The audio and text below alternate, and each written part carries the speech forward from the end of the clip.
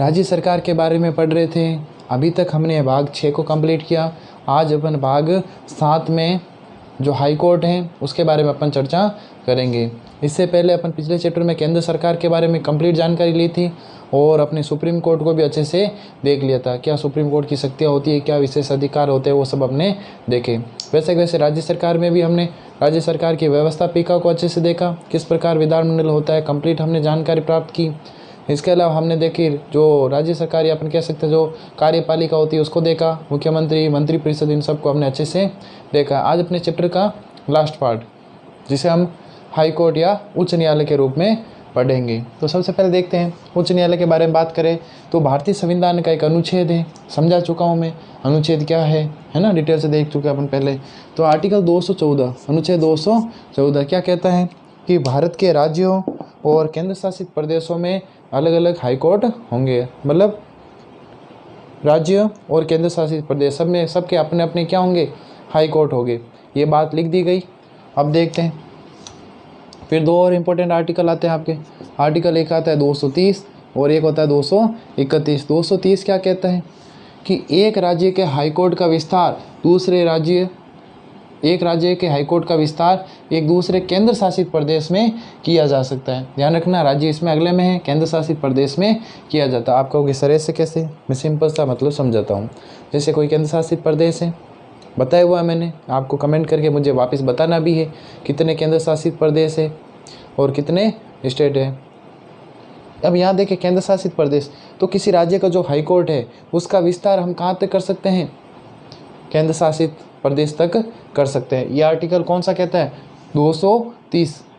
इसके बाद 231, एक राज्य का हाई कोर्ट का विस्तार अन्य राज्यों के लिए भी आप कर सकते हो।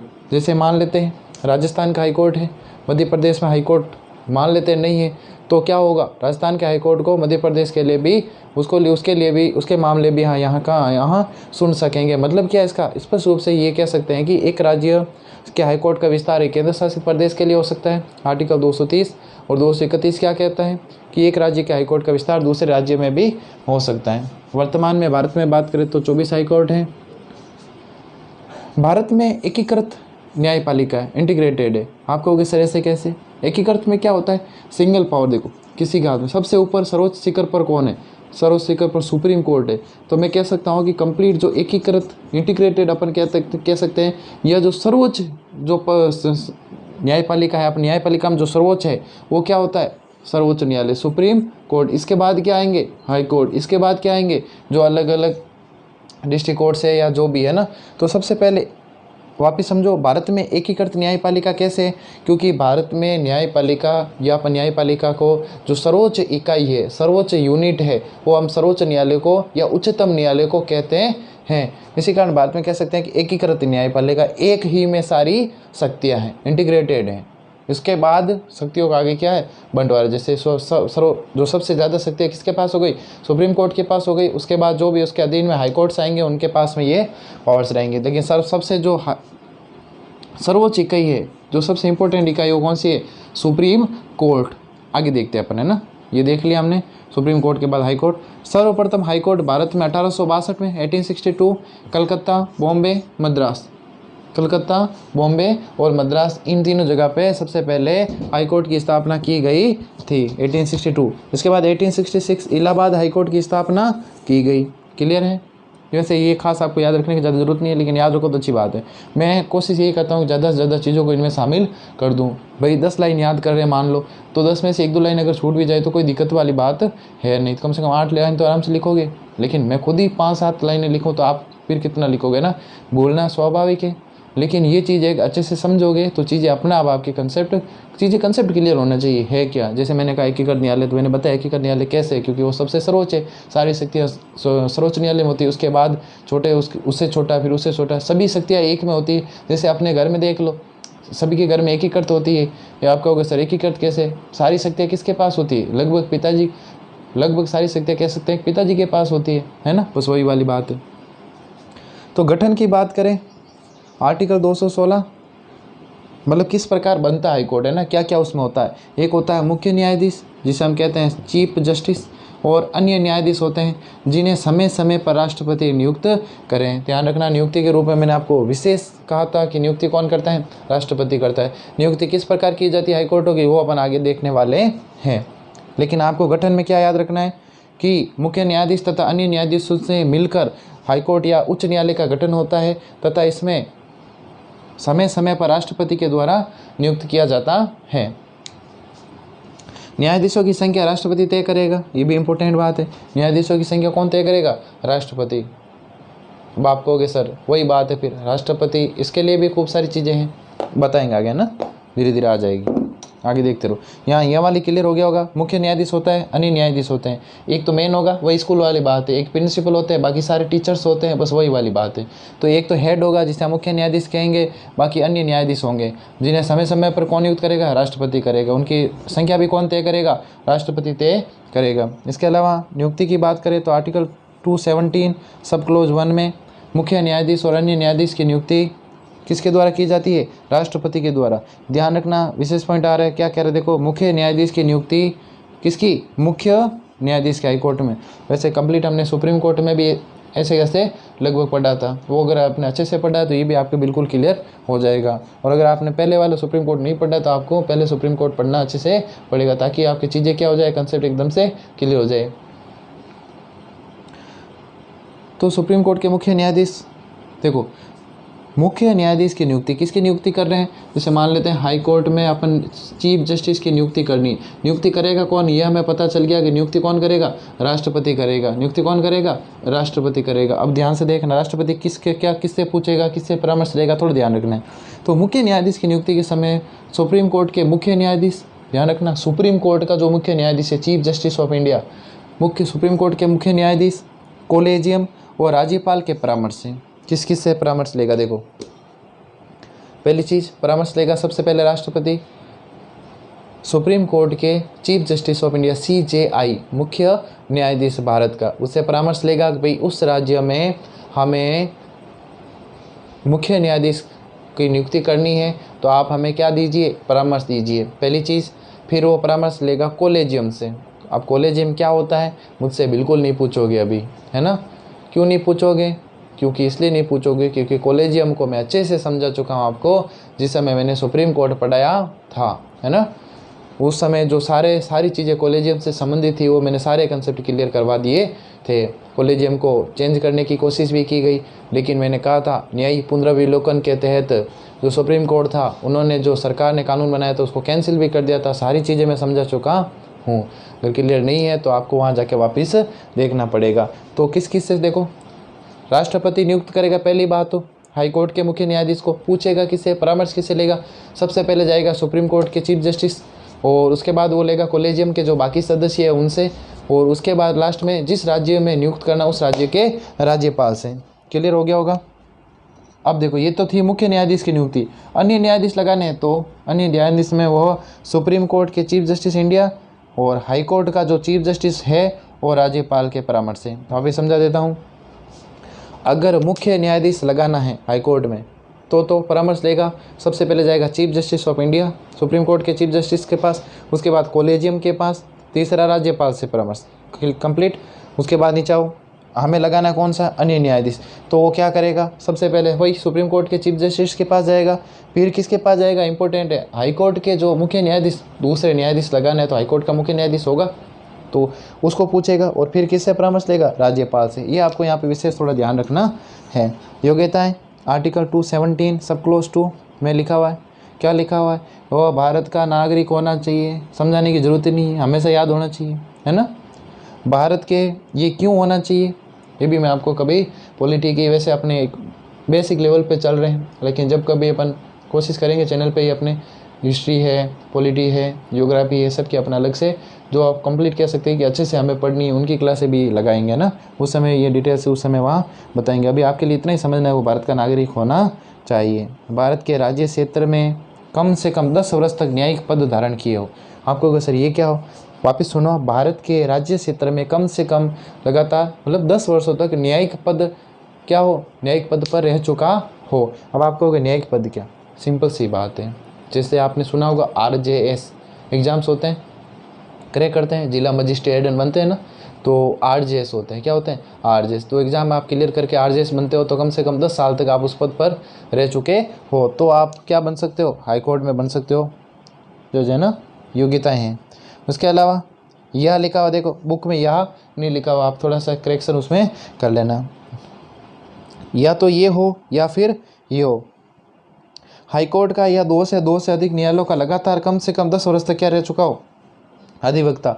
अधिवक्ता से समझ में आ जाएगा, समझा चुका हूँ। अधिवक्ता को वैसे सिंपल सी भाषा में को तो एडवोकेट, अब आपके समझ में आ गया होगा। वकील टाइप रह चुका हो, अधिवक्ता कहते हैं वकील को ना। तो वापिस सुनना, सबसे पहले वो भारत का नागरिक होना चाहिए। भारत का क्या होना चाहिए? नागरिक, पहली चीज़। तो दूसरे में ऑप्शन है आपके पास, दूसरे में क्या है? ऑप्शन। अब आपको ऑप्शन कैसे भाई, या तो ये ठीक है या फिर ये ठीक है, वो वाली दोनों में से एक ले लो, है ना। तो एक ऑप्शन आपके पास, यदि आप 10 वर्ष तक लगातार न्यायिक पद धारण किए हुए हो तो आपको कोई दिक्कत नहीं, आराम से हो सकते हो। इसके अलावा क्या है, आप लगातार हाईकोर्ट या अन्य किसी न्यायालयों में लगातार 10 वर्ष तक आप क्या रह चुके हो?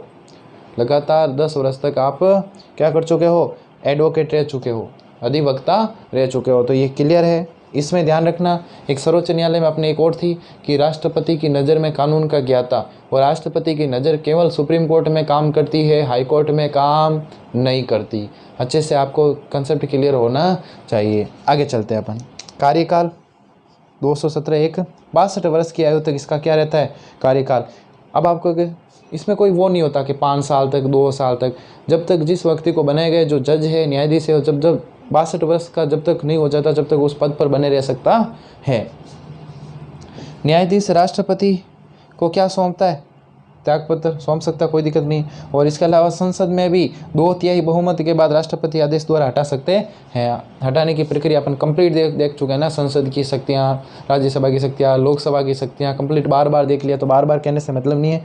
बस ये है, अगर आपने नहीं देखे तो पीछे वाले वीडियो आपको देखने पड़ेंगे।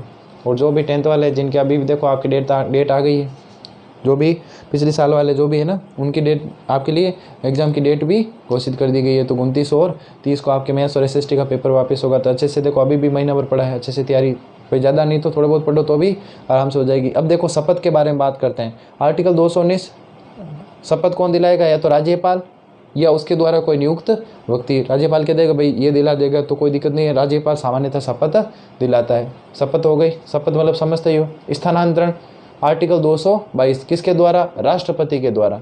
सुप्रीम कोर्ट के चीफ जस्टिस ऑफ इंडिया अपन पढ़ रहे हैं स्थानांतरण। हाई कोर्ट के जो जज होते हैं, अनुच्छेद 222 के अनुसार राष्ट्रपति उनका क्या कर सकता है? स्थानांतरण कर सकता है। क्लियर है ये? किसकी सलाह, किसके परामर्श से? हाई कोर्ट के जो चीफ जस्टिस ऑफ इंडिया होगा उनके वो परामर्श लेगा। दूसरी चीज़, जो जज होते हैं हाई कोर्ट्स के, उनकी पेमेंट राज्य सरकार से मिलती है जिस राज्य में होते हैं, लेकिन याद रखें उनको जो पेंशन होती है वो केंद्र सरकार की तरफ से मिलती है। आप पूछोगे सर ऐसा क्यों? देखो, एक जो न्यायाधीश है अपने जीवन काल में कई सारे राज्यों में जा सकता है, कई सारे राज्यों में न्यायाधीश रह सकता है। अगर वो कई सारे राज्यों में रहेगा तो फिर सारे राज्य, जब वो रिटायरमेंट या सब सेवानिवृत्त होगा तब सारे राज्य कौन कहेगा कि भाई मैं इसको पेंशन दूंगा? एक देगा, भाई दूसरा कहेगा हम क्यों दे, वो तो इस राज्य में रह चुका है, हम उस राज्य में रह चुका है। इसी कारण जो न्यायाधीश वेतन मिलता है वैसे राज्य की संचित निधि से मिलता है, लेकिन जो पेंशन है वो आपको कह सकते हैं केंद्र सरकार की तरफ से मिलती है। हाईकोर्ट की स्वतंत्रता मोस्ट इंपॉर्टेंट पॉइंट है, यहाँ से आपको अच्छे से याद करना। 2 नंबर का एक क्वेश्चन बनता है, किस प्रकार आप कह सकते हैं कि उच्च न्यायालय को स्वतंत्रता दी गई है? तो आप कोई भी 2 पॉइंट बता सकते हैं। सबसे पहले नियुक्ति के लिए विशेष प्रक्रिया, बिल्कुल नियुक्ति के लिए विशेष प्रक्रिया है, बार बार बताने की जरूरत नहीं है, वही कॉलेजियम है ना, सारा प्रोसेस वही सेम, आपको याद रखना है। नियुक्ति के लिए विशेष प्रक्रिया होती है, इसी कारण अपन कह सकते हैं हाईकोर्ट क्या है? स्वतंत्र है। निश्चित कार्यकाल होता है, ये देखो 62 वर्ष बताया मैंने। ऐसा नहीं है कि मन हो जब निकाल दे इसको, मन होने पर निकाल नहीं सकते इनको। इनके ऊपर विशेष ये जो प्रक्रिया है वो भी विशेष आचरण से संबंधित, या अपन कह सकते हैं संविधान के उल्लंघन के संबंधित होनी चाहिए। आगे देखते हैं ना। नियुक्ति के लिए विशेष प्रक्रिया होनी चाहिए, निश्चित कार्यकाल होना चाहिए। इसके अलावा संसद में न्यायाधीशों के आचरण पर महाभियोग के अलावा चर्चा नहीं। संसद में जो न्यायाधीश होते हैं उन पर महाभियोग के अलावा चर्चा नहीं की जाती। आपको सर कैसे? सिंपल सी बात है, हमें न्यायाधीशों को हटाना है, ठीक है, हटाना है तो महाभियोग प्रक्रिया लानी है, तो संसद में अपन चर्चा कर सकते हैं। आप संसद में ये जाके नहीं कह सकते हैं कि इस जज ने मेरे खिलाफ फैसला क्यों सुनाया या फिर ये फैसला क्यों सुनाया। मतलब क्लियर है, राष्ट्र न्यायाधीशों के मामले में संसद में चर्चा नहीं की जा सकती। उनको अपन कह सकते हैं क्या दी गई है, उन्मुक्तियाँ हैं। उन्हें क्या कहते हैं, उन्मुक्तियाँ। मतलब क्या होता है, राष्ट्रपति की आप आलोचना नहीं कर सकते, सॉरी जो अपने जजेज होते हैं उनकी आप आलोचना नहीं कर सकते, न्यायाधीशों की आलोचना नहीं कर सकते। जैसे न्यायाधीशों ने कह दिया भाई यहाँ पर जैसे कोई भी फैसला ले लिया कि यहाँ पे ये होना चाहिए, तो आप उस फैसले के खिलाफ मतलब कहाँ नहीं कर सकते, संसद में आप उस मामले में बहस नहीं कर सकते। संसद में केवल बहस की जा सकती है कि उस न्यायाधीशों को हटाने के लिए जो महाभियोग का प्रस्ताव है उसके अलावा चर्चा नहीं की जा सकती। इसलिए अपन कह सकते हैं कि हाईकोर्ट क्या होता है, स्वतंत्र होता है, ज़्यादा इसकी चर्चा कहीं की न जाती। इसके अलावा हाईकोर्ट में जो न्यायाधीश होते हैं जब अवकाश ग्रहण करते हैं तो उन न्यायालयों में वो निजी प्रैक्टिस नहीं कर सकते हैं। हाईकोर्ट के न्यायाधीश अगर सेवानिवृत्त होते हैं या फिर अवकाश ग्रहण करते हैं तो उसके बाद वो किसी निजी न्यायालय में जहाँ पर वो पहले काम कर चुके हैं वहाँ पर वो निजी प्रैक्टिस नहीं कर सकते हैं। कुल मिला के बात है कि आगे वो न्यायालयों में प्रैक्टिस नहीं कर सकते हैं। इसके अलावा कार्यपालिका से क्या रखा गया है, पृथक्करण रखा गया है। कार्यपालिका से पृथक्करण का मतलब क्या है, कार्यपालिका से या व्यवस्थापिका से न्यायपालिका को कोई लेना देना नहीं होता, सीधी सी बात। होता क्या, कार्यपालिका मान लेते जैसे मुख्यमंत्री, तो मुख्यमंत्री कोई आरोप, मुख्यमंत्री कार्यपालिका में कौन, जैसे मुख्यमंत्री पर कोई आरोप लगाया और हाईकोर्ट में उस मामले को सुन रहे हैं, हाईकोर्ट में मामले को सुन रहे हैं। तो अब सोचो अगर कार्यपालिका न्यायपालिका सब जुड़ी हुई होती तो मुख्यमंत्री क्या कहता, भाई मेरे खिलाफ फैसला आया तो फिर देख लेना, मैं क्या कर लूँगा, देख लूँगा, तो ये तो गलत बात हो जाती। तो इसलिए कार्यपालिका आपस में विभेद नहीं हो, आपस में अधिकारों का टकराव नहीं हो, इसलिए दोनों को क्या रखा गया है, पृथक रखा गया है। तो न्यायपालिका को अपन कह सकते हैं कि स्वतंत्र रखा गया है। कई सारे 5 बिंदु हैं, अच्छे से आप याद कर सकते हो। अब देखेंगे एक और इम्पोर्टेंट टॉपिक जो अपना लास्ट टॉपिक है, हाईकोर्ट का कार्य क्षेत्र और शक्तियाँ। मूल और प्रारंभिक क्षेत्राधिकार। मूल और प्रारंभिक क्षेत्र में ऐसे क्षेत्राधिकार है जिनकी प्रथमतः मतलब पहली बार सुनवाई कहाँ की जा सकती है, हाईकोर्ट में की जा सकती है। जैसे मूल संसद और राज्य विधानमंडल संबंधी विवाद, राजस्व एकत्रीकरण, जो आपके राज्य विधानमंडल है या फिर जो संसद है उनसे चुनाव से संबंधित कोई मामले है। कई बार होता है ना, एक वोट से हार जाते हैं फिर मामला कोर्ट में जाता है कि साहब मेरे ऐसे के हार गया, वोटों की वापस गिनती करो। ये सारे मामले हाईकोर्ट के प्रारंभिक क्षेत्राधिकार में आते हैं। इसके अलावा राजस्व का एकत्रीकरण है, पैसे के संबंधित कोई मामला, राजस्व क्या मतलब पैसा कितना आया कितना गया, बीच में कोई गबन तो नहीं हुआ, घोटाला नहीं हुआ, भ्रष्टाचार नहीं हुआ, उन मामलों के संबंधी विवाद। मौलिक अधिकारों से संबंधित, मौलिक अधिकार क्लियर बता चुका हूँ आपको। विवाह विधि, विवाह से संबंधित। इसके अलावा कंपनी कानून क्या होता है, वैसे ज़्यादा जानने की जरूरत इसमें है नहीं। कंपनी कानून ये है जैसे कोई मजदूर जहाँ पे कोई काम कर रहे हैं उनसे संबंधित जो एक्ट बना हुआ कंपनी एक्ट, उनके खिलाफ कोई मामला जाता है तो भी सुनवाई कर सकता है कौन, हाई कोर्ट। विवाह विच्छेद तलाक के जो मामले हैं उन सब से, ठीक है। ये प्रथमतः इन वादों मतलब क्या होता है, वाद विवाद मतलब मामले, इन मामलों के प्रारंभिक क्षेत्राधिकार के रूप में सुन सकते हैं। दूसरा है याचिका अधिकारिता, बिल्कुल नाम सुनाऊंगा इसमें केवल, बाकी सुप्रीम कोर्ट में मैंने सारी बताई थी। एक ही चेंज है, जो रिट होती है सुप्रीम कोर्ट मौलिक अधिकारों के लिए जारी करता है, जबकि हाई कोर्ट मौलिक अधिकारों के साथ ही अन्य मामलों में भी रिट जारी कर सकता है। रिट मैंने बताया था क्या होती है, याचिका होती है, जैसे कोई काम सही ढंग से नहीं कर रहा है तो रिट लगाते हैं, तो फिर उसको सरकार कहती है भाई जो हाई कोर्ट्स होते हैं या सुप्रीम कोर्ट्स वो उनको कहते हैं भाई, जैसे हमने आपको बताया था ना, परमादेश, बंदी प्रतिषेध, खूब सारे नाम आपको, अधिकार परीक्षा, तो ये सारे क्या है, ये सारी रिटें हैं। सुप्रीम कोर्ट में मैंने अच्छे से समझा ये सारी किस्में क्या है। तो देखते हैं क्या चेंज, मैंने दोनों फर्क बता दिया। सुप्रीम कोर्ट में मौलिक अधिकारों के लिए जारी की जाती है और हाई कोर्ट में क्या होता है, मौलिक अधिकारों के लिए तो करते ही है, साथ में अन्य मामलों के लिए भी कर सकते हैं। ये पढ़ लो एक बार, आर्टिकल 226 में इंपॉर्टेंट है ये। बंदी प्रत्यक्षीकरण, परमादेश, प्रतिषेध मतलब मना करना, उत्प्रेषण मतलब आगे भेजना, अधिकार पर्चा, अधिकारों का आनंद, सारी चीज़ें मैं समझा चुका हूँ, बार बार कहने से कोई मतलब नहीं है। आपको क्या करना है, नहीं समझ में आई सुप्रीम कोर्ट वाली वीडियो में जाना है, उसको वापस देखना, फिर भी नहीं आए तो मुझे कमेंट कर देना, तो मैं इनके लिए छोटा सा अलग से वीडियो बना दूंगा 5-7 मिनट में। सुप्रीम कोर्ट केवल मौलिक अधिकारों के लिए, जबकि हाई कोर्ट अन्य के लिए भी जारी कर सकता है। बता दिया मैंने अभी। अपीलीय क्षेत्राधिकार, अपीलीय मैंने बताया था। वैसे भारत का अंतिम अपीलीय न्यायालय कौन सा है? बताया था मैंने, सुप्रीम कोर्ट है, जहाँ पर आप लास्ट में क्या कर सकते हो? अपील कर सकते हो। अब आप कहोगे सर अपील तो राष्ट्रपति के पास लास्ट में करते हैं, राष्ट्रपति के पास जाते हैं, अपील नहीं होती वो, है ना। वो उसको कहते हैं क्षमा याचना, दया याचिका। क्या कहते हैं? दया याचिका। आप राष्ट्रपति से भीख मांग रहे हो कि भाई हमारी सज़ा को क्या कर दो, कम कर दो। लेकिन आप लास्ट में अपील कहाँ कर सकते हो, कहाँ सुनवाई हो सकती है? वो आपका लास्ट आपके सुप्रीम कोर्ट होता है। और यहाँ देखो हाई कोर्ट में अपील कैसे होगी? वही बात है, हाई कोर्ट के जो छोटे वाले न्यायालय हैं उनसे संबंधित मामलों की सुनवाई कहाँ होगी? हाई कोर्ट में। और हाई कोर्ट से संबंधित जो मामले हैं उनसे संबंधित अगर कोई मामला ऊपर जाता है तो वो कहाँ जाएगा? सुप्रीम कोर्ट में। सुप्रीम कोर्ट का फैसला आपको मानना पड़ेगा। तो सबसे पहले सिविल मामले, सिविल मतलब कह सकते हैं कि सिंपल वाले, जो अपने लड़ाई झगड़ों से ज़्यादा संबंधित नहीं हो। विवाह विधि है, डिजाइनिंग है, पेटेंट है, आयकर है, उत्तराधिकार है। जिला न्यायालय के विरुद्ध क्या की जा सकती है? अपील की जा सकती है। क्या देखते हैं? आयकर, इनकम टैक्स से संबंधित कोई मामला हो तो। पेटेंट क्या होता है? पेटेंट वैसे आप इसको साइंस में अच्छे से पढ़ोगे, बायो पेटेंट। ये पेटेंट कुछ प्रकार के होते हैं, जैसे किसी चीज़ को, अब जैसे कोरोना के खिलाफ कोई दवाई है, ठीक है, मैंने खूब सारा पैसा खर्च किया, मैंने कोरोना की क्या बना ली? मान लो वैक्सीन बना ली, मान लो क्या बना ली? वैक्सीन, दवाई बना ली। तो अब क्या होगा? ऐसे तो फिर सब बना लेंगे मेरे देखा देख कि इसने बनाई जैसे, तो मैंने खूब सारा पैसा भी तो खर्च किया ना। तो फ़ायदा क्या होगा? तो मैं सरकार से क्या ले लूँगा? पेटेंट ले लूँगा। सरकार मुझे क्या देगी? पेटेंट। जैसे 20 साल के लिए, कि भाई 20 साल के लिए इस दवा का आप ही बनाओगे, बस वो वाला पेटेंट होता है। तो उनसे संबंधित आपको दिमाग में नाम पेटेंट रखना है बस, है ना।